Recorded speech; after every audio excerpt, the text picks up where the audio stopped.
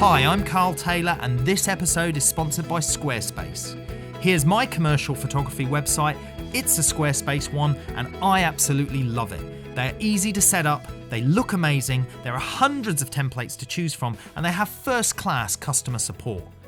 If you want one too, then use this URL and the coupon code KARL to get a 10% discount.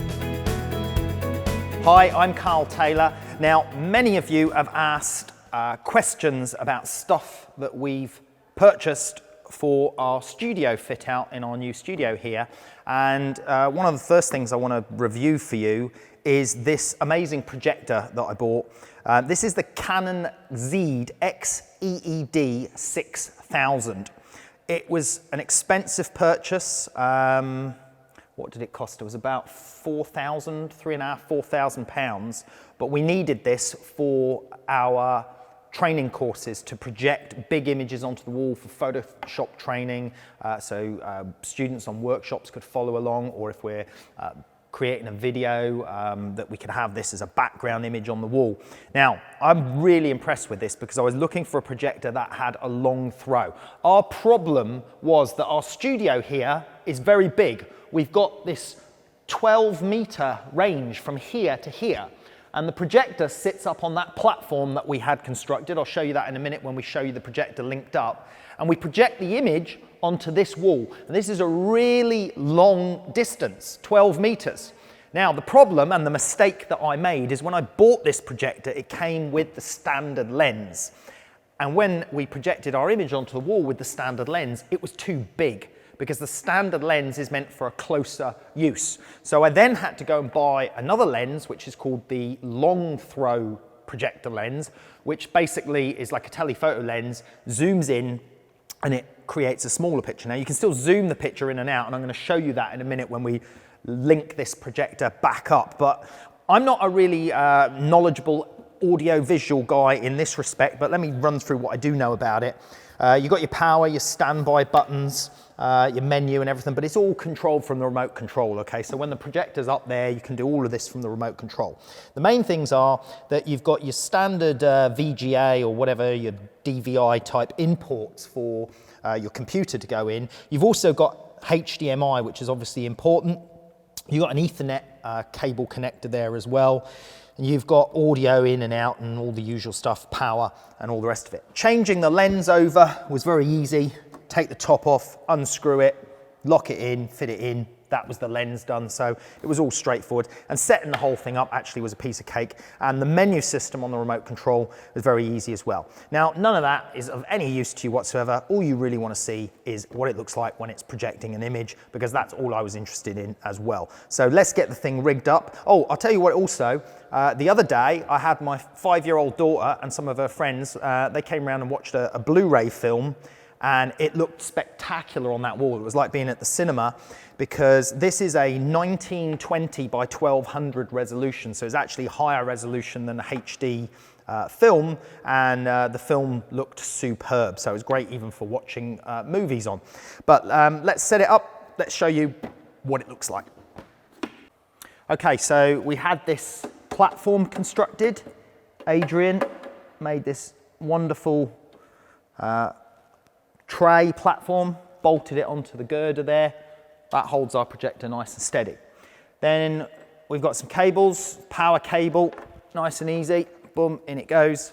HDMI cable, in it goes. And really that's all we use, because we're using the HDMI. There is the VGA one there, but I haven't bothered linking up the DVI because we're doing everything with just the HDMI, and that's it. And then I've got a Blu-ray player there, and I can then just take the HDMI from the Blu-ray player and swap it over with that one and link it in there as well. So yeah, that's it. Let's take a look at it in use. So we've turned the lights off. That's the image projected on the wall straight out of the computer. Let me just show you how amazing the detail is on this. I was really impressed with this. I mean, look at that. Just fantastic if you're doing Photoshop tutorials. So if we're doing Photoshop tutorials on our workshops, we can get this super huge image that the whole class can follow along on. Now, let's look at the zoom function. I'm going to click zoom, and I'll show you I can make this picture smaller, much, much smaller. Here we go, which makes the picture brighter as well by going smaller. And I can make the picture much, much bigger as well. Let's keep going, keep going, keep going, keep going. So you can see I can make this huge picture if I need to. And with the picture that big, I've got a picture from all the way over here, all the way over here. Huge picture, huge height, fantastic for watching movies or doing demonstrations or you know, playing video clips to our audience, to our students, and still a fantastic image quality. Let me just zoom back out a little bit. So zoom function.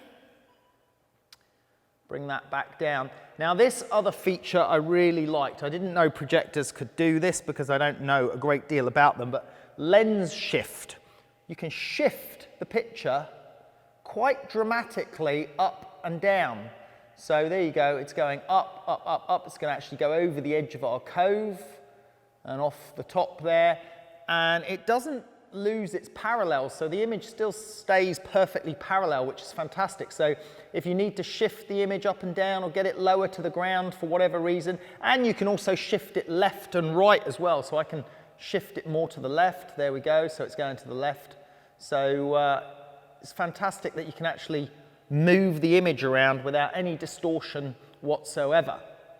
Now, the projector's also got the typical keystone adjustments, so that if the angle of your projector is not the same as your screen, then you can adjust those parallels.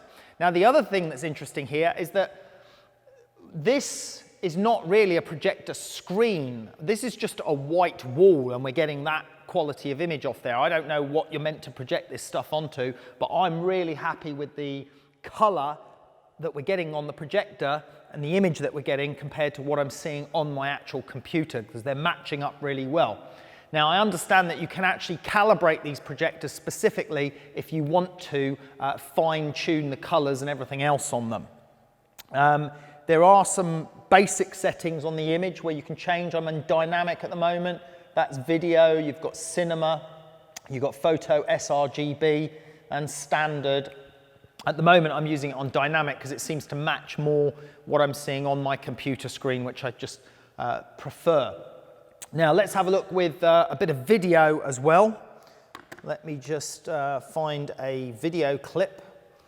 Let me just get rid of this and bring up something on a bit of video. I've got a video clip here, just a little MP4. And there's that hawk in the studio that we shot. And just after this, we've got a nice bit of footage that we did, some slow motion footage. Let me just put this full screen. And you can see this lovely slow motion footage of the surfers that we filmed. And this projector is fantastic for showing video clips. As I said, I got my daughter and her friends came to watch a film the other day, and it was just like being at the cinema for them. So really, really pleased with the video playback quality on the projector as well. That's some stuff we filmed in Iceland for Fashionscape. So all in all, very pleased with the projector. I say it's not cheap. Do be careful that if you buy one of these projectors that you get the right lens, because the lens that I got that came with it, the standard lens, was too wide and too big for this 12-meter distance. So we had to get the long throw projector lens. They do an ultra wide angle lens if your projector's close to your screen or close to your wall. I think they do a back throw projector for illuminating through the transparent type screens as well. So just be careful to check out the specifications on the lens that you might need to suit your purposes. Anyway, hope you found that information useful.